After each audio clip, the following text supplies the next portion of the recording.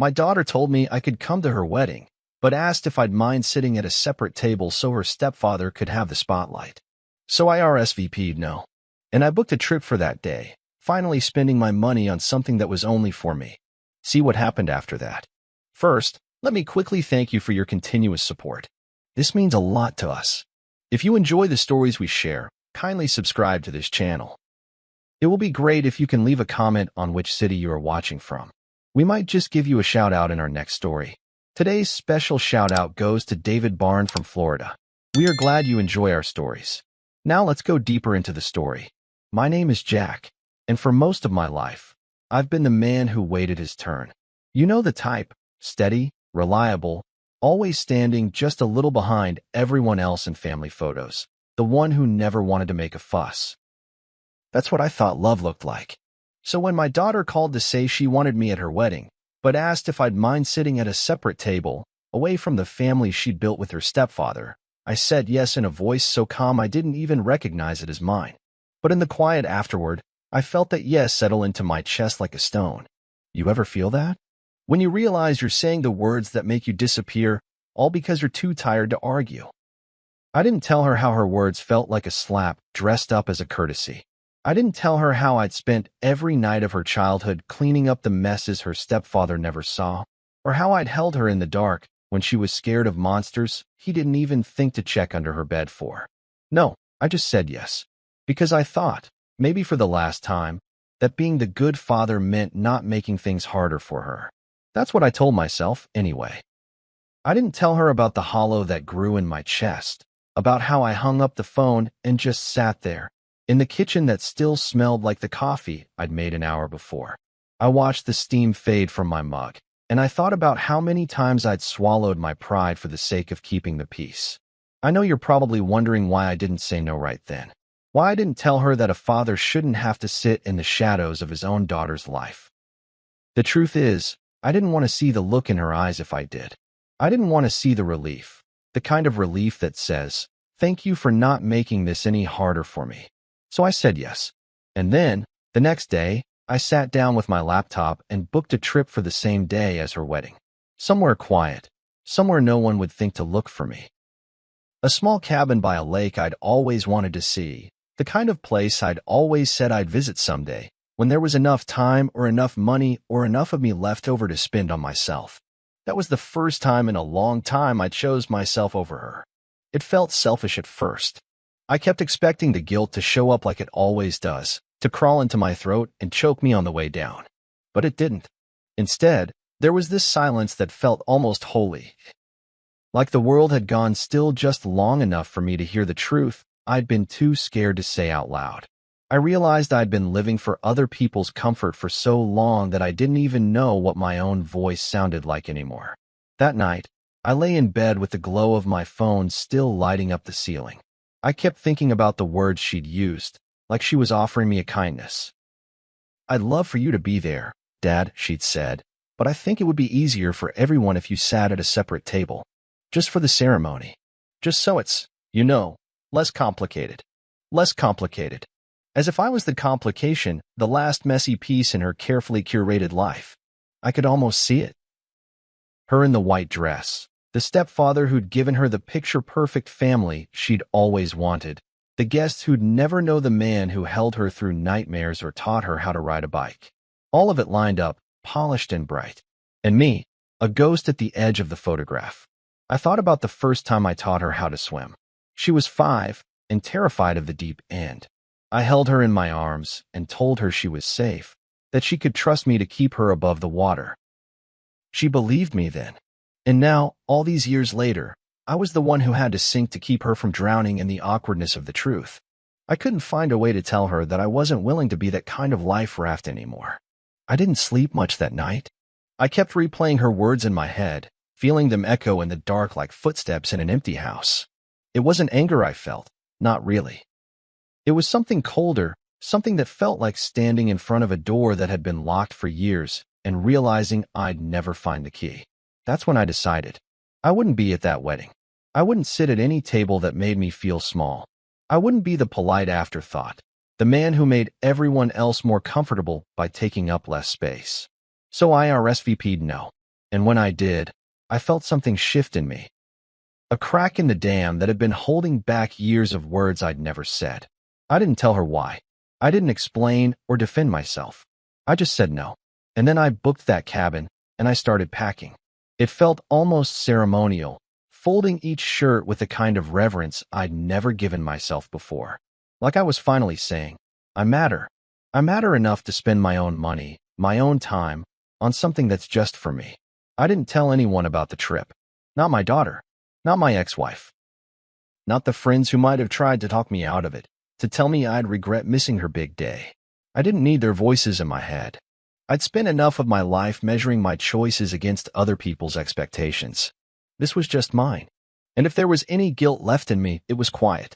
Smaller than the relief that came every time I pictured that lake, that cabin, that moment when I'd walk away from a table I never wanted to sit at in the first place.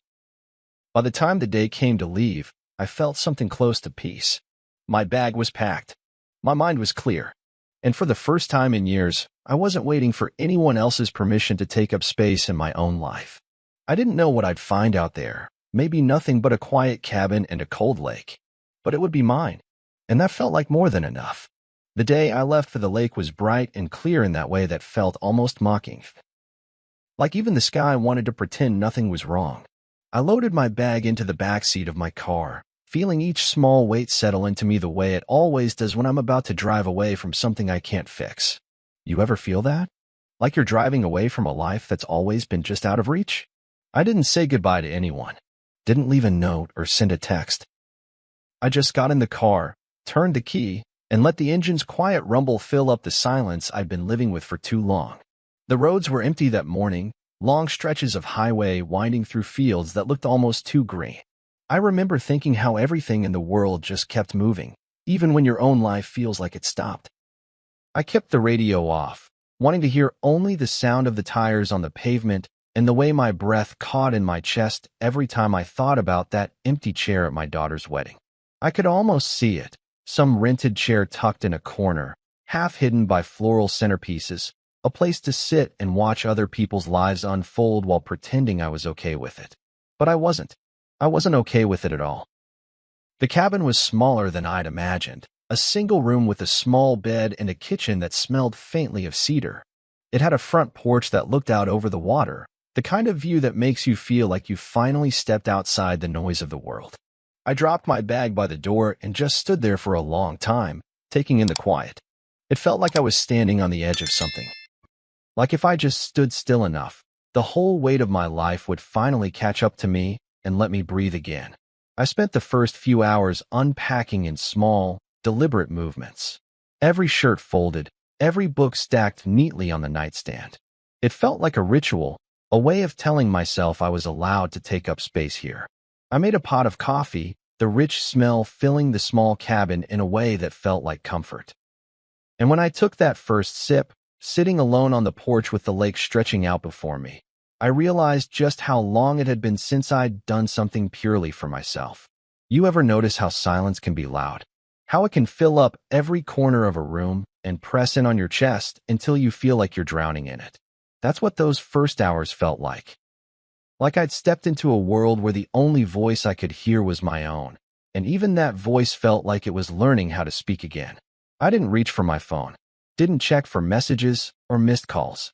I let the quiet settle in, and for the first time in years, I didn't try to fill it with anything. I wrote a postcard to my daughter that night. I didn't plan to send it. I just needed to put the words somewhere outside of my head. I hope the day was everything you wanted, I wrote. I hope you felt beautiful and loved. I hope you know that I love you, even if I couldn't sit at that table. My hand shook as I wrote it, the pen scratching out a truth I hadn't been able to say out loud. When I finished, I folded it up and slipped it into the drawer by the bed. Some words weren't meant to be sent. Some words were just meant to be acknowledged. The next morning, I woke to the sound of birdsong and the faint rustle of water against the shore. I made another pot of coffee and took it down to the edge of the lake. The water was cold and clear, the kind of quiet that feels like it could heal every bruise you've been carrying. I sat there for a long time, letting the sun warm my face and the wind press against my skin. And in that moment, I felt something I hadn't felt in years: freedom. I didn't think about the wedding. Didn't think about the chair I wasn't sitting in or the photos I'd never see. Instead, I thought about the way the light shimmered on the water, about how it felt to breathe without apologizing for the space I took up. I thought about the man I used to be, the man who said yes to everything, who let himself be shaped by other people's expectations until he couldn't remember where he ended and they began. And I thought about the man I wanted to be now. In the evenings, I'd sit on the porch with a book I'd brought but never opened. I'd watch the sky change colors, the sun sinking behind the trees in a slow, quiet dance. I'd listen to the wind in the branches, the way the lake seemed to hold every secret I'd never spoken. And I'd let myself feel it all, the grief, the relief, the small, sharp joy of knowing I didn't have to answer to anyone anymore. I didn't know what would come next. I didn't know if I'd ever find a way back to the life I'd left behind, or if I even wanted to. But in that cabin, in that quiet, I started to see that there was a kind of power in the vanishing, in stepping away from the places that made you feel small, in choosing to be alone rather than half invisible at someone else's celebration. I'd spent too long waiting for a seat at a table that was never meant for me. And now, for the first time, I was done waiting. By the third day at the cabin, I noticed something shifting inside me.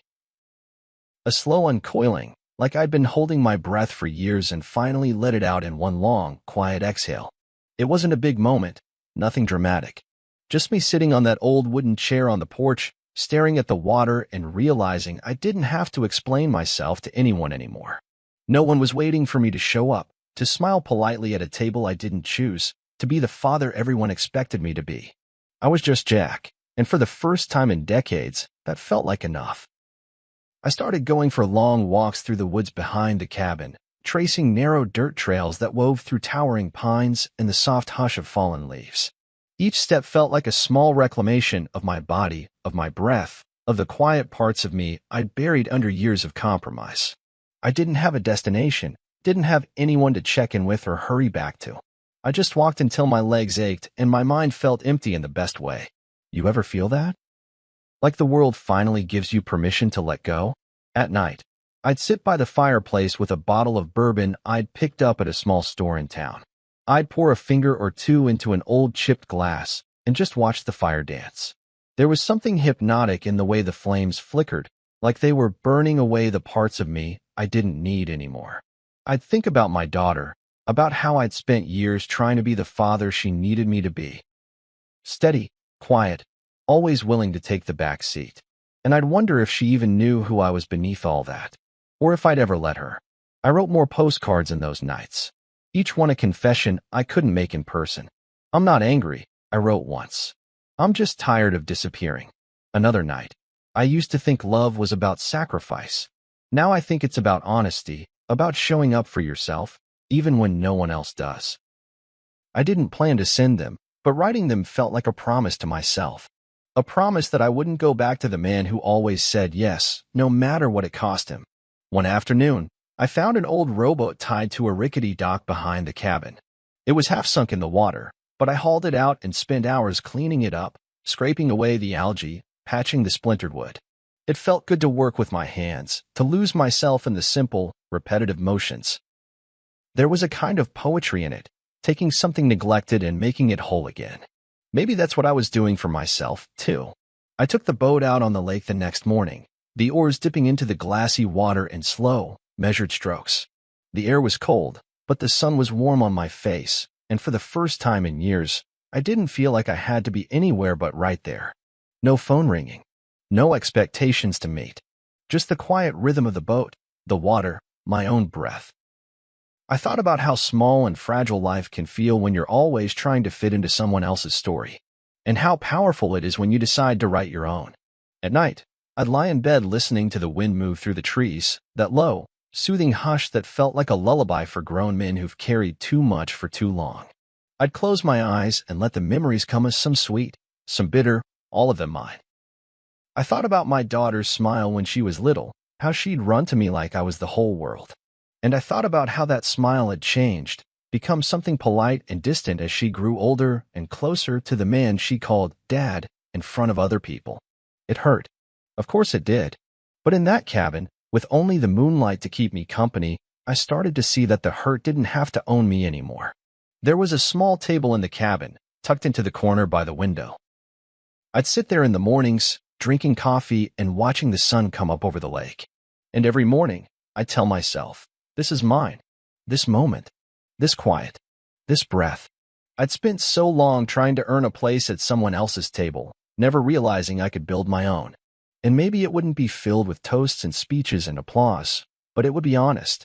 It would be mine. By the end of that week, I felt like I'd shed a skin I didn't even know I was wearing.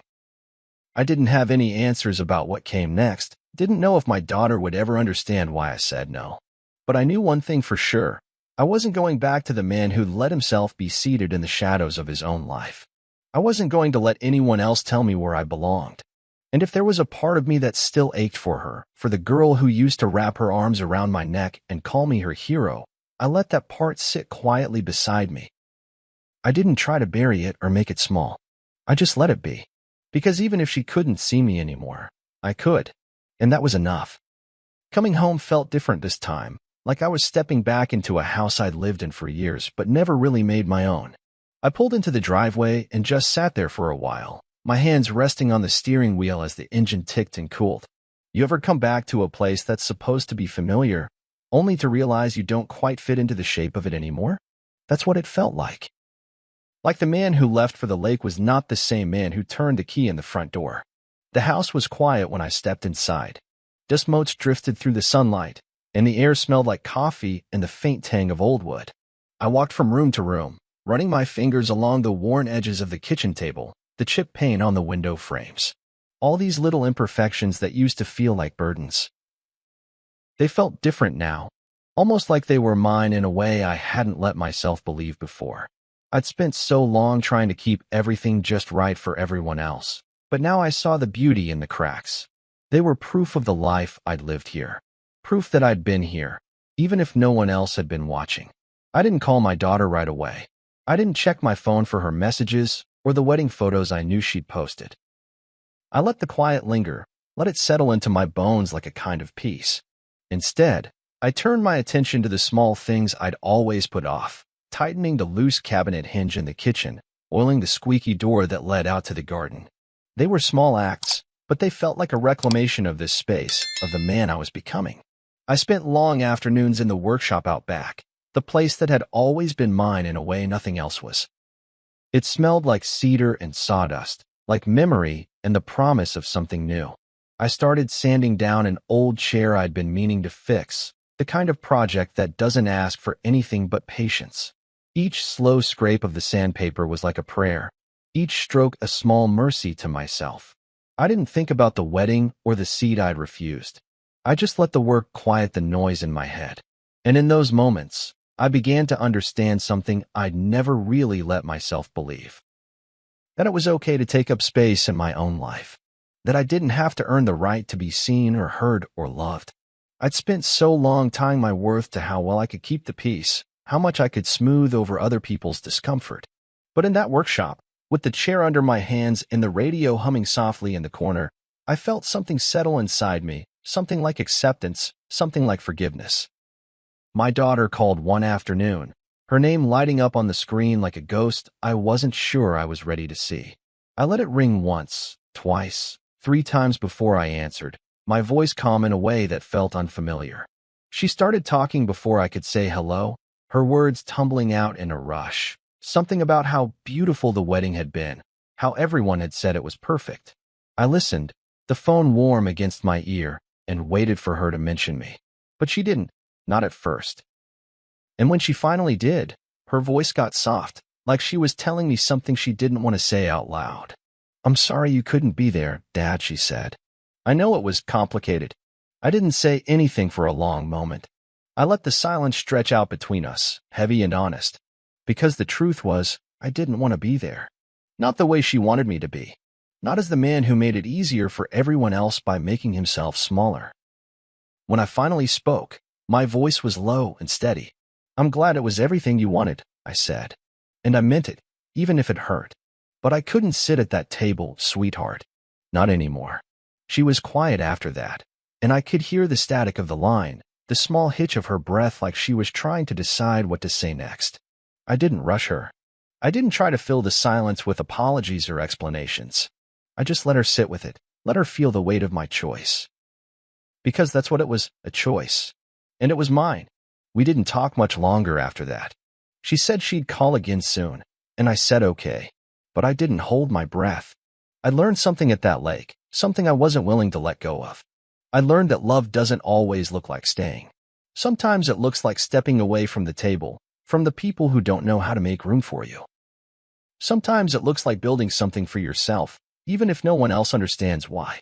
That night, I sat in the workshop long after the sun had gone down, the only light coming from a small lamp on the workbench. I ran my hand over the chair I'd been sanding, the wood smooth and warm under my fingers. It wasn't finished yet. There were still rough patches, places that needed more work. But it was mine. And as I sat there in the quiet, I realized that was enough. More than enough. The knock on my door came on a Saturday morning, just after I'd settled into my workshop with a cup of coffee that had gone cold in my hands. I knew it was her before I even opened the door. There was a weight in the air, a kind of gravity that had been pulling at me since I hung up the phone. My daughter stood there, her new husband a half step behind her, both of them looking like they'd rehearsed what they were going to say all the way here. I felt my breath catch in my chest as I took them in, the way her eyes shifted around the doorway, the way he hovered just out of reach. You ever see someone you love standing there, and know there's 100 conversations between you, and none of them are going to be easy? I didn't invite them in right away. I leaned against the door frame, the wood solid against my shoulder, and just waited. She cleared her throat, her fingers twisting in the hem of her sweater like she was trying to find her balance. "Dad," she said, her voice soft but sure. "Can we come in?" I nodded, stepping back to let them pass, and felt the way the air shifted around us. The house felt smaller with them in it, like all the years of unspoken things were crowding in to watch. We sat at the kitchen table, the same table where I'd eaten 1,000 quiet breakfasts alone. Her husband sat stiffly in the chair beside her, his hands folded neatly in his lap, his gaze flicking around the room like he was cataloging everything he didn't understand. My daughter reached across the table, her hand hovering over mine, but she didn't touch me. "I know you were hurt," she said, and her voice trembled in a way that made me want to reach for her, to comfort her like I used to. But I didn't. I let her words hang there, heavy and unresolved.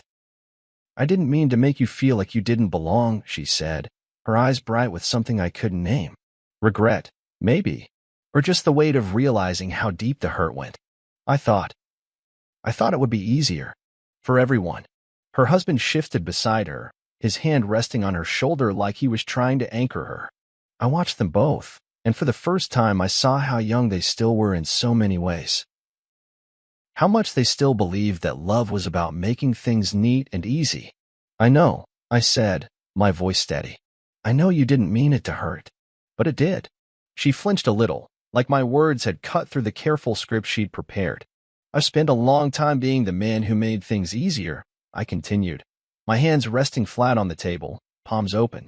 "The man who stepped back so everyone else could have what they wanted. But I can't do that anymore. I won't." Her eyes welled up, and for a moment I thought she might reach for me. But she didn't. "I don't want to lose you," she whispered. And in that moment, I felt the weight of every bedtime story, every scraped knee I'd kissed better, every quiet sacrifice I'd made to be the father she needed. I loved her more than I knew how to say, but I also knew that love wasn't about disappearing to keep her comfortable.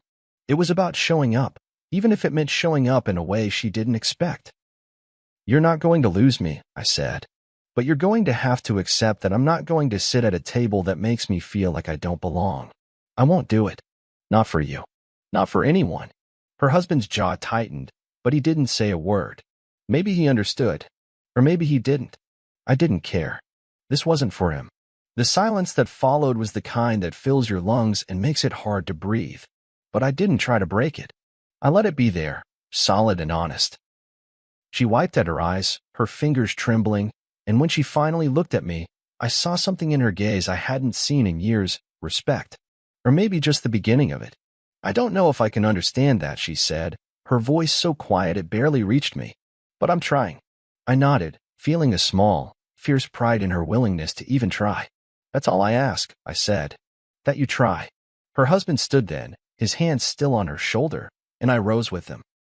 There were no hugs, no promises of how things would be. Just the quiet understanding that we'd both stopped pretending. As they left, she paused in the doorway, her eyes meeting mine with a kind of raw honesty that felt like a small crack in the wall we'd built. "I'm sorry," she said again, and this time I believed her. I watched them walk down the path to their car, the autumn leaves crunching underfoot, and I let myself feel the ache and the relief of it all. Because even though it wasn't the ending I'd once wanted, it was real, and that was enough. I stood there in the doorway long after they'd gone, the house around me quiet and still, and I realized that this was the final piece of it, this moment of quiet confrontation, of standing in the center of my own life and saying, I deserve to be here. I deserve to be seen. I deserve to be loved without having to make myself smaller. It wasn't about the wedding anymore, or the seat at the table. It was about me, about the man I'd always been and the man I was becoming. And as I turned back to the house, to the small workshop where I'd left the chair half finished, I felt something settle in my chest, a calm, steady certainty that I wasn't going to disappear again. Not for her, not for anyone, because this was my story, and for the first time in a long time, I was ready to tell it. The days after she left were quiet in a way that didn't feel empty. It felt deliberate. Like every hour was a small breath of freedom, a chance to build something that was finally just for me. I went back to the workshop, the chair still waiting in the corner, and I ran my hand along the smooth wood. It was nearly finished, but there were still rough edges, places that needed careful sanding, patient attention. Like me, I thought, still in the process of becoming. I spent whole afternoons there, the radio humming low, the scent of cedar and dust settling into my clothes. With every stroke of the sandpaper, I felt a little more of the noise of the world fall away. I didn't think about the wedding or the seat I'd refused. I didn't think about whether she'd call again or if we'd ever find a way back to each other. Those were questions for another day. For now, it was enough to let my hands do the quiet work of making something whole. In the evenings, I'd take my coffee out to the garden, the last warmth of the sun brushing my face. I'd watch the wind move through the branches, the light shifting in slow, graceful arcs. It was the kind of quiet that felt like it had been waiting for me, like the world had always been there, patient and open, if I could just learn to stop apologizing for the space I took up in it. One morning, I carried the finished chair out to the back porch. It was simple, nothing fancy. Just clean lines and sturdy legs, the kind of thing that didn't ask for attention but still had a quiet dignity all its own. I sat down in it, feeling the way that would fit against my back, the way it held me up without demanding anything in return. It was mine, and in that moment, I realized that was the whole point. I didn't need anyone else's permission to build something that was mine alone. I thought about my daughter sometimes, about the way her voice had caught in her throat when she said she was sorry. I knew we weren't done. I knew there would be more conversations, more places where our edges would rub raw and maybe, if we were lucky, soften each other. But I also knew I wasn't going to chase her down anymore. I wasn't going to beg for a seat at her table or anyone's. I'd found my own. In the quiet of those days, I started to see that this was the real revenge. Not the kind that scorches the earth or leaves people broken, but the kind that quietly, stubbornly reclaims what was always yours to begin with. My life, my peace, my right to stand in the center of my own story without making myself small for someone else's comfort. I didn't know what the future would look like. Maybe there would be more distance. Maybe there would be new bridges built, slowly and carefully, one honest word at a time. But I wasn't afraid of that anymore. I'd stopped measuring my worth by how easily I could smooth over other people's discomfort. I'd stopped believing that love meant erasing myself. So I sat in that chair on the back porch, the sun warm on my face, and I let myself just be. No apologies. No shrinking. No need to be anything other than exactly who I was, a man who had learned, finally, that the only seat he ever really needed was the one he made for himself. If you've ever had to choose between keeping the peace and protecting someone you love, then you know, sometimes doing the right thing doesn't look brave. It just looks quiet. But that kind of quiet? That's power. If this story hit close to home, if you saw yourself in the middle of it somewhere, then maybe stick around. I share stories like this every single day about loyalty, letting go, and the moments that change everything. Hit that subscribe button. Join the quiet ones who never stop fighting for what matters. See you soon in the next story.